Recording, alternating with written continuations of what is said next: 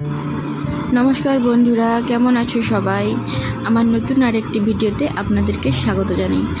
আজকে সকাল দিয়েই ঝমঝমিয়ে বৃষ্টি পড়ছে, আর বৃষ্টির মধ্যে আমি আর মা বেরিয়ে পড়েছি সাঁচিলাও খাড়া কাটতে। কাকিমাদের চালে অনেক হয়ে আছে,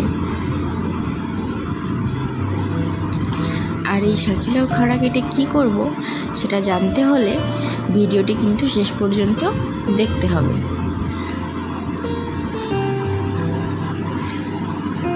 ভিডিওটি তোমরা শেষ পর্যন্ত দেখতে থাকো।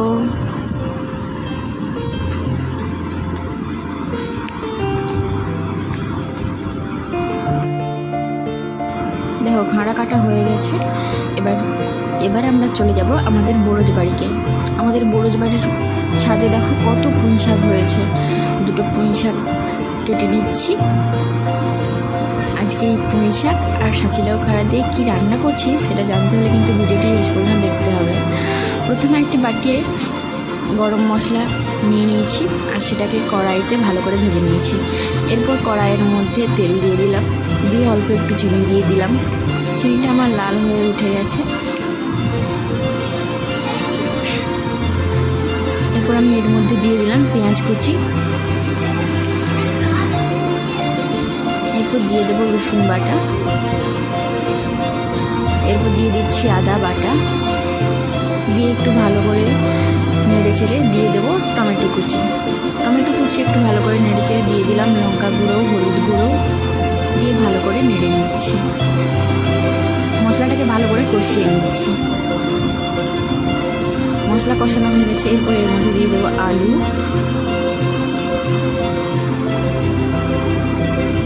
আলুটা দিয়ে একটু ভালো করে মশলাটাকে কষিয়ে এরপর এর মধ্যে দিয়ে দিলাম মিষ্টি কুমড়ো, আর ওই যে বাড়ি থেকে যে পুঁই শাকটা কেটে নিয়ে এসেছিলাম আজকে সেটা দিয়েই বানাবো মিষ্টি কুমড়ো, পুঁই শাক আর মাছের মাথা দিয়ে ঘন্ট। পুঁই শাকটা দিয়ে মা দিয়ে দিল স্বাদ মতো নুন। এরপর এটাকে কিছুক্ষণের জন্য চাপা দিয়ে দিলাম। চাপাটা খুলে কিছুক্ষণের জন্য এটাকে একটু ভালো করে কষিয়ে এর মধ্যে একটু জল দিয়ে দিলাম। জল দিয়ে এটাকে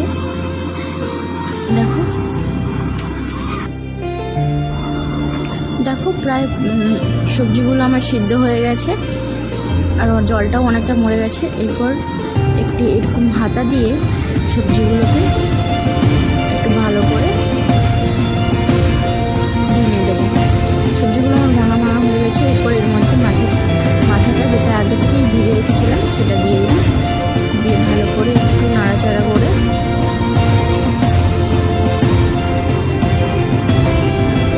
চাপা দিয়ে দিয়েছিলাম। তারপর দেখো ঘন্টটা আমার পুরোপুরিভাবে কমপ্লিট হয়ে গেছে। মাছের মাথা দিয়ে লাউ ঘন্ট আমার পুরোপুরিভাবে কমপ্লিট হয়ে গেছে। এরপর এটাকে আমি নামিয়ে নেব।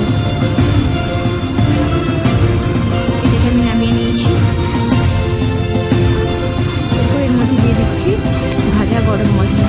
যেই গরম মশলাটাকে আমি ভেজে রেখেছিলাম সেটাকে আমি গুলিয়ে নিয়েছি, নিয়ে এর মধ্যে দিয়ে দিয়েছি। এরপর একটি কড়াইয়ের মধ্যে তেল দিয়ে দিয়েছি। তেলটা আমার গরম হয়ে গেছে। এরপর এর মধ্যে দিয়ে দিচ্ছি কালো জিরে, তেজপাতা, পেঁয়াজ কুচি, টমেটো কুচি দিয়ে ভালো করে মশলাটাকে একটু কষিয়ে নিচ্ছি।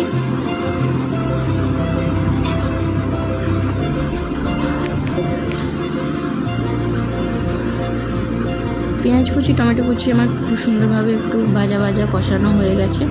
এরপর এর মধ্যে দিয়ে দিলাম কাঁচা লঙ্কা বাটা, ধনে বাটা, জিরে বাটা, দিয়ে মশলাটাকে ভালো করে একটু কষিয়ে নিচ্ছি।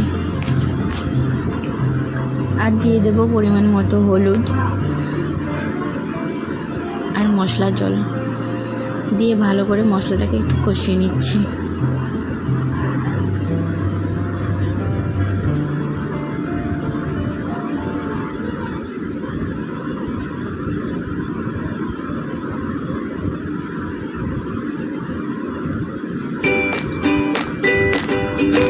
মশলাটা আমি ভালো করে কষিয়ে নিয়েছি। এরপর এর মধ্যে দিয়ে দিলাম সাঁচিলাও খাড়া, পেঁপে, আলু আগে থেকে সিদ্ধ করে রাখা।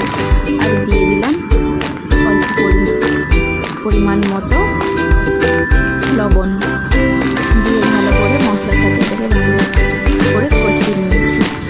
এর মধ্যে দিয়ে দিলাম জল দিয়ে এটাকে একটুখানির জন্য ফোটাতে দেবো। ফোটানো হয়ে গেছে। এরপর আমি এর মধ্যে দিয়ে দিলাম ভেজে রাখা মাছগুলো, আর উপর থেকে ছেড়ে দিলাম অল্প একটু চিনি।